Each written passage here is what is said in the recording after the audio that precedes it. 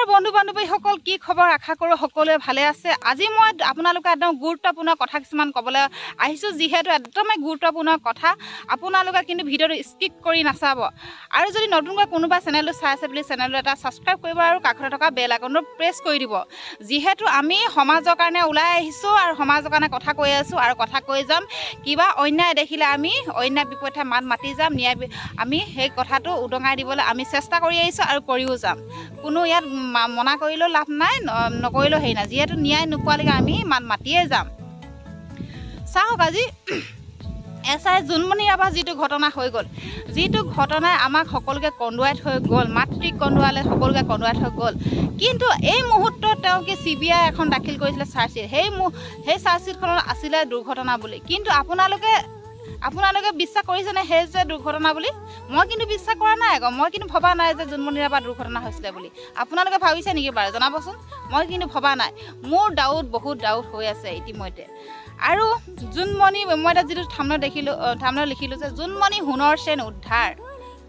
ঠিকে শুনিছে, জোনমণি সোণৰ চেন উদ্ধাৰ। এই 9 মাহৰ মূৰত জোনমণি সোণৰ চেন উদ্ধাৰ। ঠিকে শুনিছে আপোনালোকে। আৰু বহুতকেইটা বস্তু ইতিমধ্যে তেওঁলোকৰ উদ্ধাৰ হ'ব বুলি মোৰ যথেষ্ট বিশ্বাস, আৰু হ'বই লাগিব। কাৰণ কিয়নো ৰাইজে যদি মাত মাতি থাকে, প্ৰতিবাদ কৰি থাকে, এনেও সেইকেইটা বস্তু ওলাবই। কাৰণ ৰাইজেই মেইন, ৰাইজৰ বিপদে কোনো ক'বও নোৱাৰে। ৰাইজেই মেইন। এটা কথা, জোনমণি যিটো ঘটনা হৈ গ'ল, সেইদিনা আছিলে জোনমণিয়ে ফোন কৰিছিলে মাতৃক যে মই আভা দাদাৰ লগত আছোঁ বুলি। সেই মুহূৰ্তত লীনাদলা বাংলা বা আভা জ্যোতিয়ে থ'বলৈ আহিছিলে জোনমণি ৰাভাক। আৰু লীনাদলা বাংলাত যিহেতু তেওঁলোকৰ আলোচনা হৈছিলে জোনমণি ৰাভা, লগতে আভা জ্যোতি ৰাভা, মনোজ ৰাজবংশী, তেওঁলোক একেলগে একগোট হৈ আছিলে। যিহেতু তেওঁলোকৰ সেই 6 লাখ টকাৰ বাবদ এটা আলোচনা হৈছিলে। কিন্তু সেইদিনাখন জোনমণিয়ে যাওঁতে ভালে কুশলে গ'ল। তাহাঁতৰ লগত কি হ'ল, আলোচনাত কি কথা ক'লে, জোনমণি মনত আঘাত দিলে কিছুমান মিছা কথাত। আকৌ আভা জ্যোতিয়ে থ'বলৈ আহিলে। থ'বলৈ আহোঁতে কেনেকৈ জোনমণি ঘটনা হ'ব পাৰে আপোনালোকে নিশ্চয় ভাবক। কেনেকৈ জোনমণি ঘটনাটো হ'ব পাৰে? জোনমণি যদি ঘটনাটো হৈছিলে, তেতিয়াহ'লে আভা জ্যোতি কেনেকৈ বাচিলে? আভা জ্যোতিহে থ'বলৈ আহিছিলে। লগতে জোনমণি গাড়ীত কোনোবা 1-2জন আছে বুলি কৈছিলে। কাৰণ কেলৈ 1-2জন আছে বুলি কৈছোঁ জানেনে আপোনালোকে? একদম ভিডিঅ'টো গুৰুত্বপূৰ্ণকৈ চাব, আপোনালোকে কাটি কুটি নাচাব। কাৰণ সেই জোনমণি জোতা এপাত ওলাইছিলে পিছফালে, কিন্তু জোনমণি পিছফালে আছিলে। আৰু যেতিয়া ঘটনাটো হৈছে, আগফালে আনি তেওঁক জোনমণিক বহোৱা হৈছিলে। আৰু লগতে জোনমণি সোণৰ চেন, কাণফুলি, পাৰ্চ, ATM একো নাই। যদি জোনমণিৰ গাড়ীত এজনো যুৱক নাছিলে, তেনেহ'লে সেই বস্তুখিনি ক'ত গ'ল? সেই গাড়ীখনে থাকিব লাগিছিলে, যে জোনমণি বস্তুখিনি গাড়ীখনতে থাকিব লাগিছিলে। কিন্তু জোনমণি বস্তুখিনি তাৰপৰা ক'লৈ গ'ল? যদি জোনমণি দুৰ্ঘটনা হৈছিলে আৰু আভা জ্যোতিয়েতো থ'বলৈ আহিছিলে ন। আভা জ্যোতি সেইটো টাইমত জোনমণি যদি নাইকিয়া হ'ল, তেতিয়াহ'লে আভা জ্যোতি নাইকিয়া হ'ব লাগিছিলে। আভা জ্যোতি কেনে আজি জীৱিত হৈ আছে? কিন্তু আভা জ্যোতি জোনমণি আভাৰ লগতে আছিলে। আপোনালোকে কথাটো গুৰুত্বপূৰ্ণ শুনিব। চাওক, এতিয়া কৈছে আভা জ্যোতি বাচি গ'ল, লীনাদলে বাচি গ'ল, সম্পূৰ্ণ চব মানুহ বাচি গ'ল। কিন্তু এতিয়া মানস বৰগোহাঁই কোৱা মতে মানস চলিহাৰ নাম বাৰে প্ৰতি উল্লেখ কৰিছে, 1000বাৰ উল্লেখ কৰিছে। আৰু লগতে সুমিত পালৰ নাম, সুমিত পালে বেল লৈ বোলে 2 দিনৰ পাছত ঘূৰি যাবগৈ বুলি কৈছিলে। কিন্তু মানস চলিহাই কেনেকৈ গম পালে মানস চলিহাৰ লগত লিংক কি আছে? আভা জ্যোতি আৰু লগতে লীনাদলাহঁতৰ কি লিংক আছে, কিহৰ লিংক আছে, সেইটো উলিয়াব লাগে।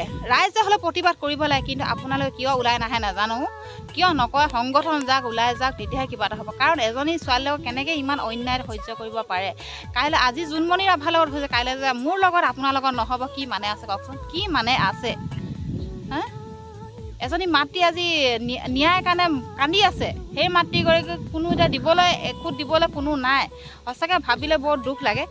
কিন্তু জোনমণি ৰাভা যোনটো জোতা বা বস্তুখিনি পিছফালে কেনেকৈ আহিলে, কেনেকৈ জোতা বা পিছফালে? যদি জোনমণি দুৰ্ঘটনা হৈছে, তেতিয়া 2খন ভৰিত যিহেতু জোতা 2 পাত থাকিব লাগিছিলে। কিন্তু এপাত জোতা পিছফালে, এপাত জোতা সোমাইছে। মানে জোনমণি গাড়ী বা মানুহকেইজন দৌৰ মাৰোঁতে সেই জোতাযোৰ ভালকৈ পিন্ধাব থাকি গ'ল। এপাত জোতা যেনে টানি মেলি পিন্ধালে যিহেতু জোনমণিৰ লগত বেয়া কাম কৰিছে। কাৰণ জোনমণি নহ'লেনো কেলৈ সেই দেহৰ পৰা কাপোৰখিনি নাইকিয়া হ'ব? লগতে সোণৰ চেনৰ পৰা আদি কৰি কিয় বস্তুখিনি নাইকিয়া হ'ব? সেই গাড়ীখনৰ ভিতৰত যদি ভালকৈ যোন আছিলে, মাতৃয়ে যদি এজাহাৰ দাখিল কৰিছিলে, আভা জ্যোতিহঁতৰ নাম, যাৰ নাম উল্লেখ হয়, তেওঁলোকক ভালকৈ যদি এটা জেৰা এটা কৰালে গোটেইখিনি বস্তু ওলাই গ'ল হ'লে। কিন্তু সেইটোকে কৰিব পৰা নাই। চব মেনেজ জোনমণি ঘটনাটো একদম বাৰুপতি একদম সাংঘাতিককৈ মেনেজ হৈ গ'ল। ভাবিব নোৱাৰাকৈ মেনেজ হৈ গ'লগৈ। এতিয়া মই কৈছোঁ যে গাড়ীখনৰ ভিতৰত যদি ভালকৈ এটা চেক কৰা যায় আৰু বহুতখিনি নথি পত্ৰ বা তথ্য ওলাব, কিন্তু তেওঁলোকে তদন্ত এটা কৰিব পৰা নাই ভালকৈ। আজি CID নোৱাৰাৰ কাৰণে CBI আহিলে, CBI আহি মোবাইল পালে, ৰুমাল পালে, কিন্তু সেই ৰুমাল আৰু মোবাইলৰ কোনো ৰিজাল্ট নিদিয়াকৈ ডাইৰেক্ট চাৰ্জশ্বিটখন দাখিল কৰি দিলে।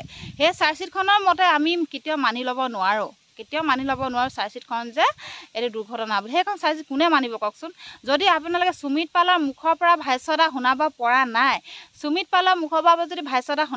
তেনে সেইখন চাৰ্জশ্বিটখন কেনেকৈ সম্পূৰ্ণ হ'ব? আপোনালোকে ভাবক, সেইটো ৰিজাল্ট কেনেকৈ ছাকচেছ হ'ব? কেতিয়াও নহয়। আমি কেতিয়াও বিশ্বাস নকৰোঁ। যদি জোনমণি গাড়ী বা প্ৰণৱে কোৱা মতে যোনজন মানুহ ওলাই গৈছিলে, দৌৰ মাৰিছিলে বুলি কয়, সেইজন যদি আমাৰ এওঁলোকৰ ভিতৰত কোনোবা এজনে হয়, যদি মোৰ ডাউটত কৈছোঁ মানস চলিহা বা কোনোবা এজন হয় যদি, মোৰ ডাউটতে কৈছোঁ দেই, মোৰ ভাৱনা কৈছোঁ যদি হয়। আৰু তাতে কৈছিলে, প্ৰণৱে কৈছিলে ওখকৈ আছে, ধুনীয়াকৈ আছে, ফুঠাম জেকা একদম বডি বিল্ডাৰ থকা এজন ওলাই গৈছে বুলি কৈছে। যদি হয়, কিন্তু সেই মানস চলিহা দেখিবলৈও ধুনীয়া, লগতে বডি বিল্ডাৰ থকা এজন ডেকা, তেওঁ যদি হয়, তেওঁ নহ'লে কেনেকৈ গোটেই কথাখিনি গম পাব?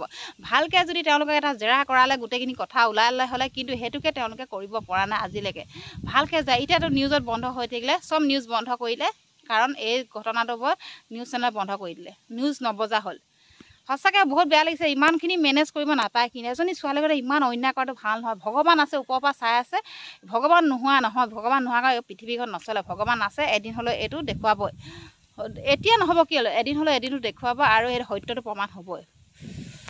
ভাগৰ লাগিছে ঠাণ্ডা পৰিছে, বহুত ঠাণ্ডা পৰিছে। আমাৰ এইফালে পূৰা বৰষুণ দিছে, বতাহ দিছে, বহুতে ঠাণ্ডা পৰিছে। আৰু আপোনালোকৰ সেইফালে কেনেকুৱা পৰিছে, বতৰ কেনেকুৱা পৰিছে জনাবচোন বাৰু। বিৰাট ঠাণ্ডা পৰিছে আমাৰ এইফালে মানে।